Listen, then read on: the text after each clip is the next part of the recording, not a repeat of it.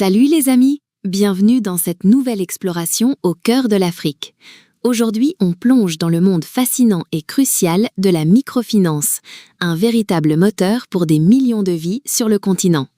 C'est un secteur en pleine ébullition, essentiel pour l'inclusion financière. Historiquement, la microfinance est née de l'ingéniosité africaine, avec des tontines et des initiatives communautaires.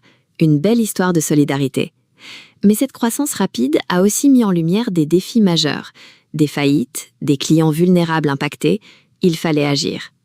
C'est là que les autorités de régulation sont intervenues. Leur objectif ? Protéger ces millions de personnes et stabiliser un secteur vital.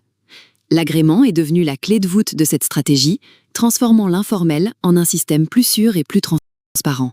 L'agrément, ce n'est plus juste un papier, c'est la porte d'entrée vers la légalité, la crédibilité et une croissance durable. C'est un signal fort envoyé aux clients et aux partenaires. Nous sommes sérieux, nous sommes fiables. Un pas essentiel pour toute institution ambitieuse.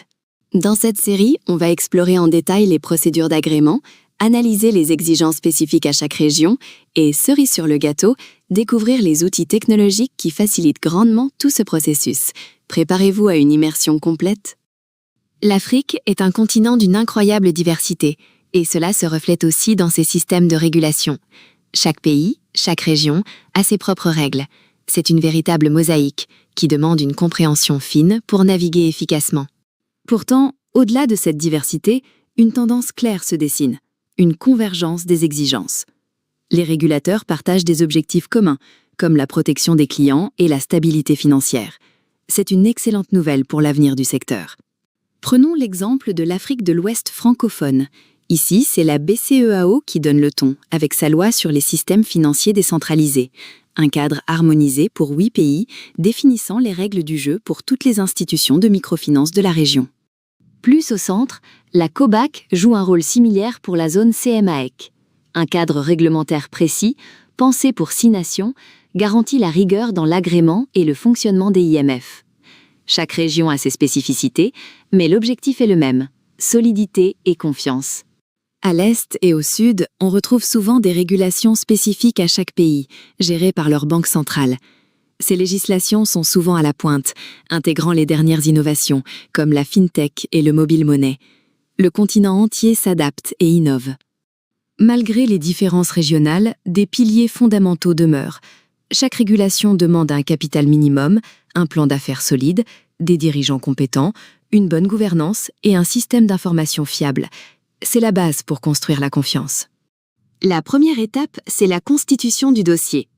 Pensez-y comme votre carte de visite ultime. Il doit être impeccable. Statut, CV des dirigeants, preuve de compétence et d'honorabilité. Chaque détail compte pour convaincre les régulateurs. Le cœur du dossier, c'est votre plan d'affaires. C'est ici que vous présentez votre vision, la viabilité de votre projet, vos projections financières. C'est votre histoire, celle de votre institution, racontée avec rigueur et réalisme. Un plan solide, c'est la moitié du chemin parcouru.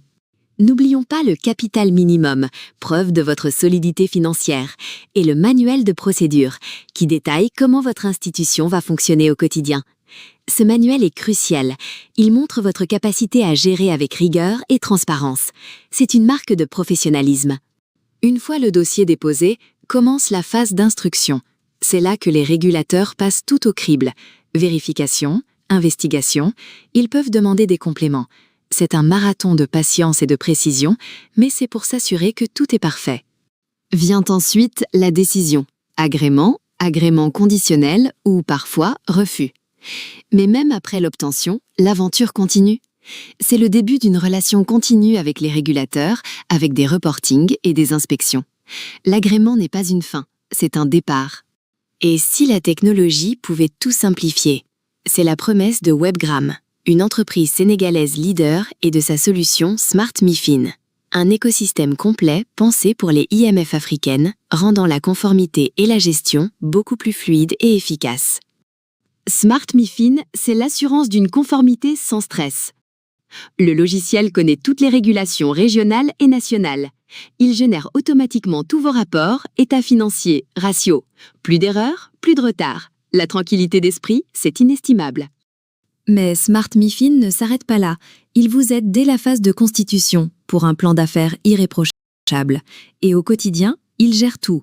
Crédit, épargne, ressources humaines, comptabilité. Un vrai copilote pour la croissance, déjà adopté dans de nombreux pays africains. Alors, comment réussir? Entourez-vous d'experts. Investissez dans des outils comme Smart MiFIN dès le début. Établissez une gouvernance solide et dialoguez avec les régulateurs. L'agrément, c'est le début d'une mission noble, bâtir une inclusion financière durable pour des millions de personnes